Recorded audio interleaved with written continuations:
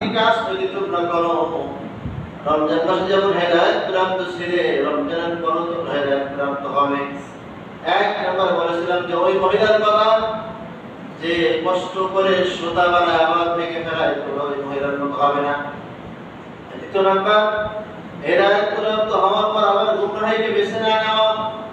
রমজান মাসে নামাজি ছিলাম, রমজান মাসে তেলাওয়াত করতাম, দীর্ঘ সময় নামাজ পড়তাম, তেলাওয়াত করতাম, এটা কি যেন আমার জবান থেকে যেন ছুটে না যায়, এটার উপর আমি ইস্তেকামত থাকবো। নাহলে এবার আপনি পাওয়ার মতো হতে পারে।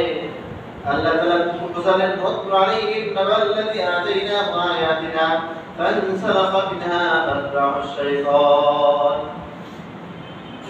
বালাআত ইবনে বাউর মওত পর্যন্ত তার জিহ্বা ঝোলানো ছিল। আল্লাহ তাআলা দেখেন ও পয়গম্বর, আপনি আপনার উম্মতকে জানান তারা হেদায়েত প্রাপ্ত হওয়ার পর আবার গুমরাহিকে বেছে নেওয়ার পরে আল্লাহ তাআলা তাদের জিহ্বাকে কুকুরের মতো জমিনের মধ্যে বের করে দিয়েছেন। কুকুর লালসা হলে, বেশি ক্ষুধার্ত হলে, পানি পিপাসার্ত হলে, গালে কোনো খাবার থাকলে, কোনো খাবারের ঘ্রাণ পেলে তার জিহ্বায় পানি আসে, জিহ্বা লম্বা হয়ে যায়। আল্লাহ তাআলা আমাদের নবী আলাইহিস সালামকে দিয়ে বোঝালেন যে আপনি আপনার উম্মতকে দেখাবেন, উম্মতকে নিদর্শন বলবেন যে পয়গম্বর মুসা আলাইহিস সালামের জামানায় বনু ইসরাঈলের মধ্যে মুস্তাজাবুদ দাওয়াত ছিল। এরপর যখন নবীর বিরুদ্ধে চলে গেল, নবীর বিরুদ্ধে যখন বদওয়া করতেছে, আল্লাহ তাআলা মুহূর্তের মধ্যে তার এই পার্থিব লালসার কারণে জিহ্বাকে অনেকখানি গালের ভিতর থেকে বের করে দিয়েছে।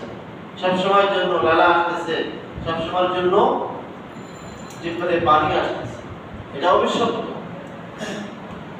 এই জন্য সম্মানিত হাজির, বলার উদ্দেশ্য হলো রমজান মাসে আমি হিদায়াত প্রাপ্ত ছিলাম। রমজান মাসে গীবত শিকায়ত জগৎ করে বর্ণিত অনেক করতাম না। রমজান মাসে আমার তেলাওয়াত ভালো ছিল, নামাজ ভালো ছিল, জিকির ভালো ছিল, সব কিছু ভালো ছিল। এই হিদায়াতটা রমজানের পরেও ধরে রাখা। আর একটা এখান থেকে শিক্ষা হলো, কোনো আলেমের বিরুদ্ধে, কোনো হক্কানি আলেমের বিরুদ্ধে সমালোচনা না করা। বালাআত ইবনে বাউর বড় মুহাক্কিক, অনেক মুস্তাজাবুদ দাওয়া ছিল। এরপর যখন নবীর বিরুদ্ধে চলে গেলেন, আল্লাহ তাআলার সাথে তার উপর গজব ফেলেছেন। এই যে সম্মানিত হাজিরিন, আমার বলার উদ্দেশ্য হলো আমি অল্প জ্ঞানী মানুষ, অল্প শিক্ষায় শিক্ষিত, আমার দ্বারা কোনো মানুষের দোষ আলোচনা আমি করবো না।